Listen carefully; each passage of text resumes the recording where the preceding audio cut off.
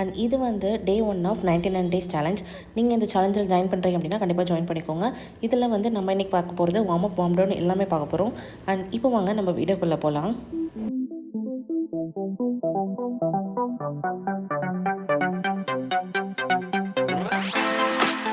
நீங்கள் இதில் ஃபஸ்ட்டு பண்ண வேண்டியது உங்களோட பிக்சர், ஃப்ரண்ட்டு பேக்கு, உங்களோட ஹிப் சைஸ்னு எல்லாமே நோட் பண்ணி வச்சுக்கோங்க.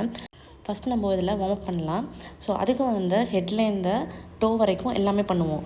கை, செஸ்ட்டு, ஸ்டொமக்குன்னு சொல்லி எல்லாமே நம்ம பண்ண போகிறோம். ஸோ ஃபஸ்ட்டு நம்ம பண்ண போகிறது ஹெட்டுக்கு. இது எல்லாமே 10 கவுண்ட்ஸ் பண்ணணும். ஸோ ஃபஸ்ட்டு வந்து நெக் ரொட்டேஷன் சொல்லுவாங்கன்னா இந்த வீடியோவில் காட்டியிருக்க மாதிரி நீங்களும் பண்ணுங்கள். ஃபஸ்ட்டு வந்து கிளாக் வைஸில் 10 கவுண்ட் வந்து சுற்றிக்கோங்க. அண்ட் அகெயின் வந்து anticlockwise 10 count. So இந்த மாதிரி தான் ஒவ்வொரு எக்ஸசைஸும் நம்ம பண்ணணும். இதில் மொத்தமாக நான் 15 விதமான வார்ம் அப் வந்து காட்டியிருக்கேன். ஸோ இது எல்லாமே ரெஃபரன்ஸாக எடுத்துக்கோங்க. அண்ட் செகண்ட் வந்து நெக்குக்கு side and side, so left to right. So இந்த மாதிரி அதே தான் 10 நம்பர்ஸ் வந்து பண்ணிக்கோங்க. அண்ட் தேர்டு வந்து இந்த எப்படி சொல்கிறது, இந்த கிளாக்கில் வந்து இருக்கும் இல்லையா, ஸோ அந்த மாதிரி இப்படி பண்ணணும். ஸோ இதுவுமே எல்லாமே 10 கவுண்ட் வந்து பண்ணிக்கோங்க. நெக்ஸ்ட் நம்ம பண்ண போகிறது கைக்கு வந்து ஒரு சைக்கிள் மாதிரி. இது வந்து ஃப்ரண்ட் அண்ட் பேக். ஸோ நான் ஃபஸ்ட்டு பண்ணுறது என்னென்னா ஒரு கிளாக் வைஸ் அண்ட் அகெயின் இதில் வந்து ஆன்டி கிளாக் வைஸ்லேயும் ஒரு 10 கவுண்ட். ஸோ எல்லாமே நீங்கள் இதை பார்த்து பண்ணிக்கோங்க.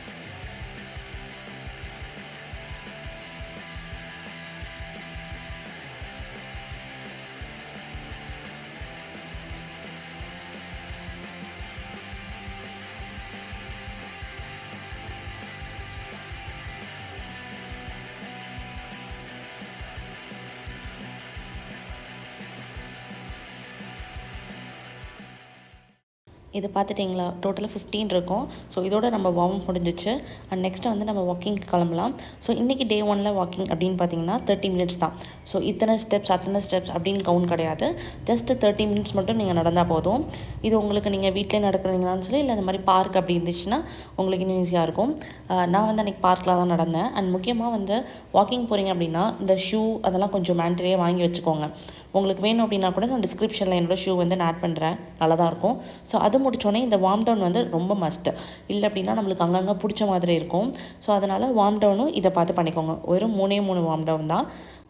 க்ராஸ் லெக் வச்சுட்டு ஒரு கால் கீழே வந்து நீங்கள் டச் பண்ணணும். இதே மாதிரி இன்னொரு காலுக்கும் பண்ணிடுங்க. அண்ட் தேர்டு வந்து ஒரு காலை வந்து செவுத்தில் இப்படி சாய்ச்சிட்டு நம்ம வந்து நிற்கிற மாதிரி, அதே மாதிரி தான் இன்னொரு காலும். ஸோ இதுதான் வார்ம் எல்லாமே முடிஞ்சிச்சு. 30 மினிட்ஸ்க்கு நான் நடந்தது வந்து 3000 ஸ்டெப் தான் என்னால் கவர் பண்ண முடிஞ்சிச்சு. ஓகே, ஃபஸ்ட் டே தானே, ஸோ அதனால ஒன்றும் பிரச்சனை இல்லை. அண்ட் நீங்களும் டே 1 வந்து கண்டிப்பாக வாக்கிங் 30 மினிட்ஸ் பண்ணிடுங்க. அண்ட் அது முடிச்சுட்டா நான் வீட்டுக்கு வந்தோடனே மார்னிங் ட்ரிங்க் இருந்து எடுத்துக்கிறேன்.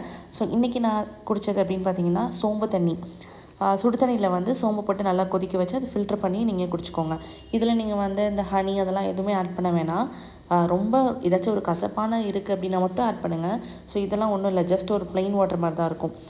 இது மட்டும் இல்லாமல் இன்னும் ஒரு 5 விதமான ட்ரிங்க்ஸ் வந்து நான் வந்து ஆல்ரெடி வீடியோவில் போட்டிருக்கேன். ஸோ அதோட லிங்க்கும் நான் டிஸ்கிரிப்ஷனில் தரேன், அதையும் செக் அவுட் பண்ணி பாருங்கள்.